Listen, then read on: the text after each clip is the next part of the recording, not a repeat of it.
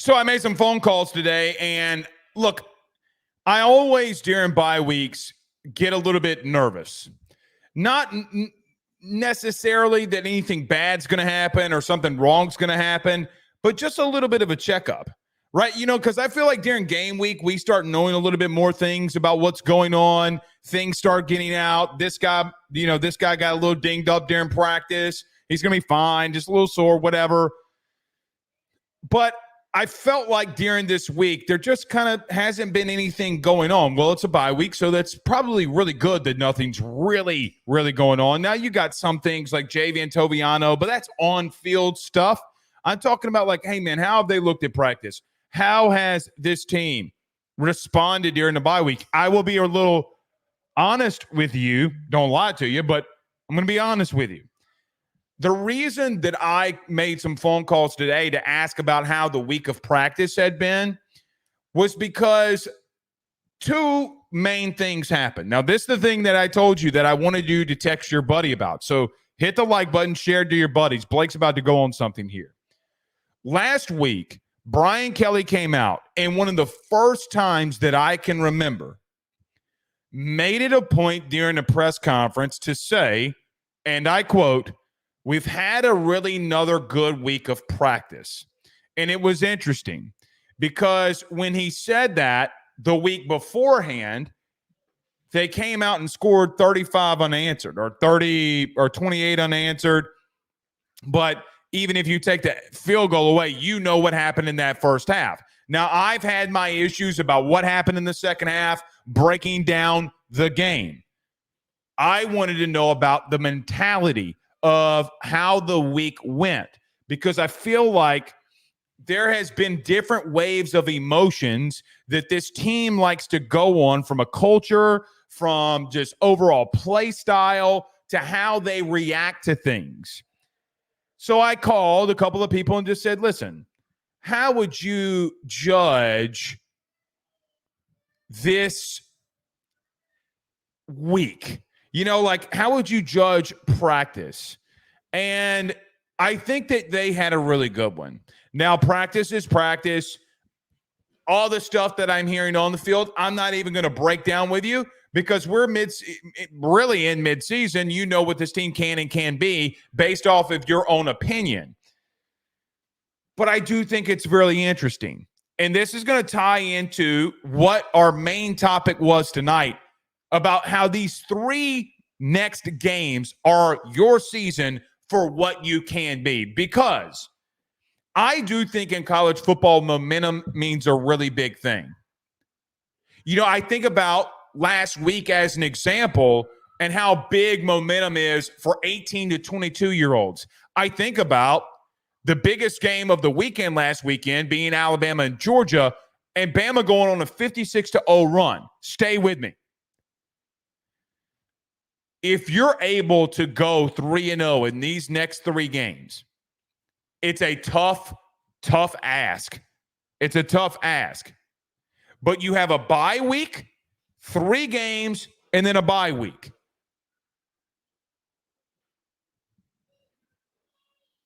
Why is that significant?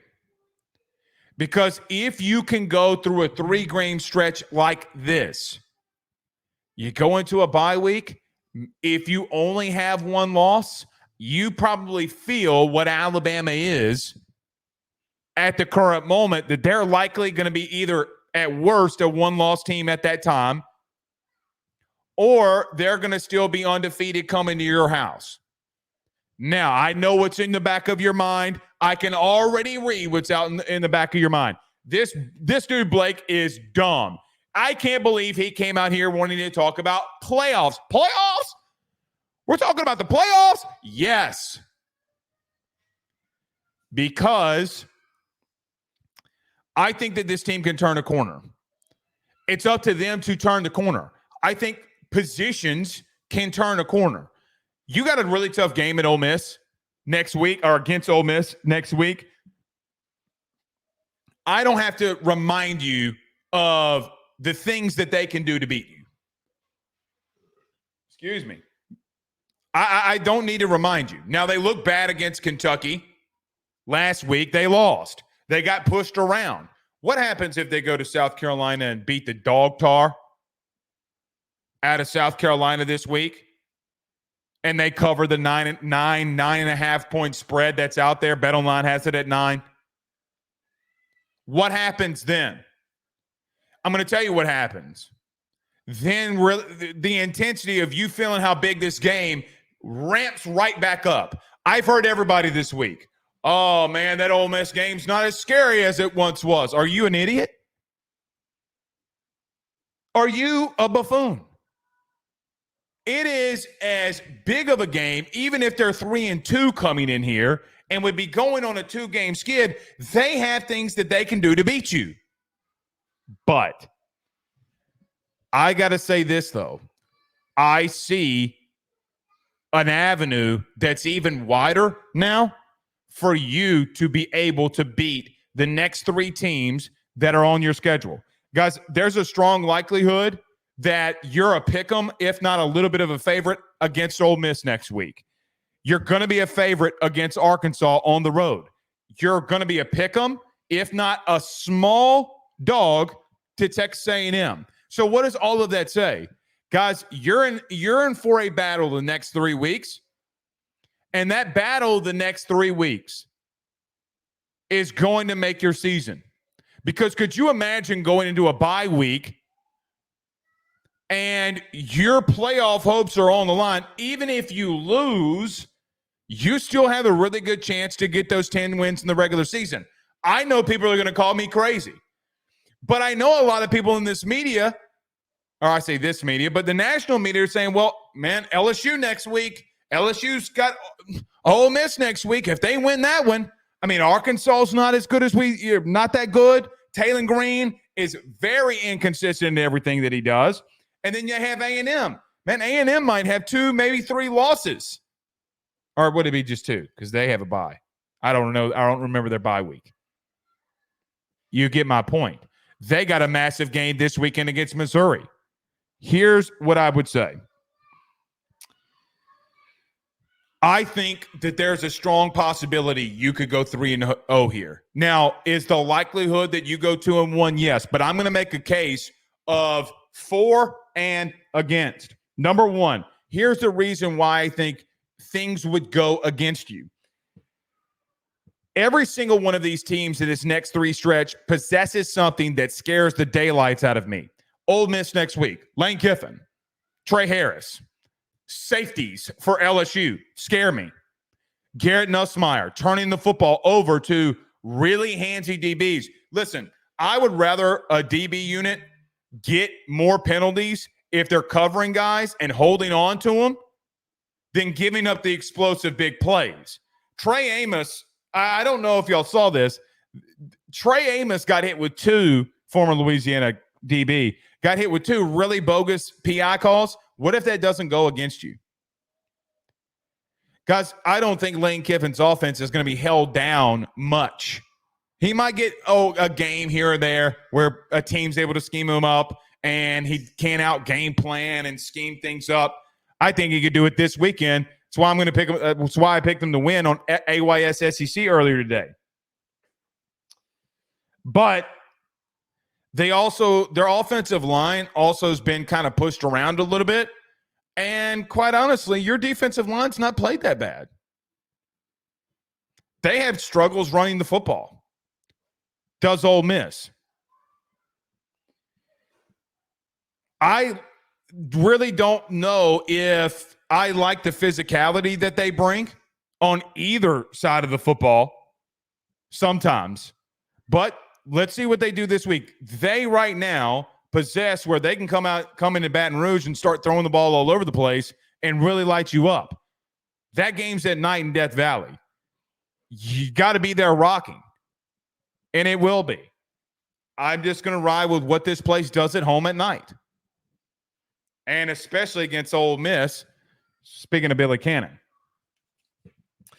the Arkansas Razorbacks, Taylor Green. As much as I get on and talk poo-poo on Ruffino and Joe show about Taylor Green, the dude scares the absolute bejesus out of me, man. The absolute bejesus out of me. You want to know why? The reason he scares me is because he can run it all over you. Now, A&M was able to hold him down, but Mike Elko is one of the best defensive, I say coordinators, but defensive-minded head coaches in the country. He was able to find a way who Taylon Green, who had run on everybody, nobody could slow him down. Last week, my man couldn't get anything going against A&M. They were sending pressure after him all day long. He couldn't get rid of the football. They had to wind up starting to throw the football, and he makes very bad choices in big-time situations when he's throwing the ball. Doesn't change how great of an athlete he is, because that kid can flat-out run. The numbers bear it out. I know some people have said that their wide receivers aren't that great. I'm bogus. The Singleton kid was open multiple times, and he missed him. But I do look at him and say, if you can't keep contain on him, then he's really going to hurt you. He's very much going to hurt you. That front seven from Arkansas, be real with you, man, they haven't played bad either. They played some tough physical opponents, and they stopped Ollie Gordon at under 50 yards rushing. They played a really physical A&M team last week, and should have, in areas, probably should have won. Their defense played good enough.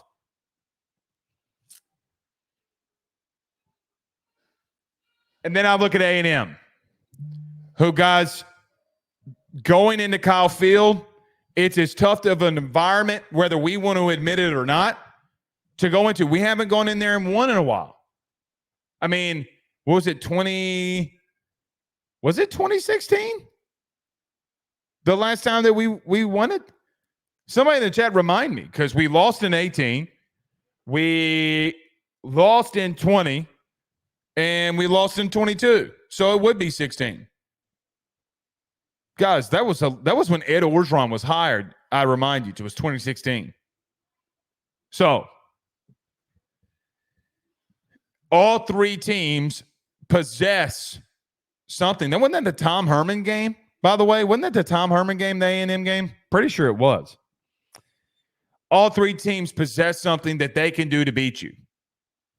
And the logic from most right now is in this next three stretch, you're going to find a way to lose one. I don't necessarily disagree with that, because I feel where you're coming from. But the strong truth is you're the better team. And I can make the argument that you're the better team. Now, most guys around here won't say that. But, dude, I cover this sport from a national perspective. Okay, I'm telling you, you are better than Ole Miss. Kind of got into it with Joe before they play Kentucky, but you can beat Ole Miss at night at home. You can go on the road and beat Arkansas, which, guys, if Arkansas loses this week, Arkansas's got Tennessee, so they're going to lose probably. How hot is that seat getting for Sam Pittman, which might scare you if Bobby Petrino becomes the next head coach there, or interim head coach there? Coming out of a bye week would be them. What do you expect? You have no idea, but you get my drift. The reasons that you have a path to win and a path to be a contender. I'm not saying you're making the playoffs. I think you got so much that you have to prove. Now, remember, I talked about mentality and the good work of practice. Mentality triggers having good weeks of practice during a bye week. I am not saying that you are making the playoffs. What I am saying is that there are moments in your season where if you can find a way, you got to find a way to go 3-0 here. If you slip up, your season's not over. You could still beat Bama. I don't know how, but you could still beat them. You got a lot of season left. But the bye week to the bye week, guys, this is as big of a 3-game stretch for Brian Kelly as there ever has been one. Let's just be real. I know when people look at LSU's schedule, they'll say, well, the Alabama, the end of the season, Alabama, that's the real, Blake, that's the real meat and potatoes. No. The real meat and potatoes is when you get from bye week to bye week what can you navigate there? If you're undefeated, guys, you're a contender. Alabama coming into town. I'm not out on this team. As much as I criticize things that they're doing wrong, I'm not out of them. Their schedule is still very favorable. I look at LSU's history and say, unless you're a real true national championship team, normally we, as a program, slip up in one of these games. We're going to slip up. And then all shit goes out the window. Last year, it was Ole Miss, and then you lost the first game against Florida State. The year before that, it was Tennessee, and it was Florida State to start off the regular season. Now, one of those years, you can't blame Brian Kelly, even though he won the SEC West. You can't blame him. I mean, a whole rebuild. He lost to a 10-win Tennessee team, lost to a 9-3 Florida State team in game one. Wind up beating Bama and then losing to A&M. Oh, well, there's the game. Losing at A&M. Who would have ever thought? I think you're a contender.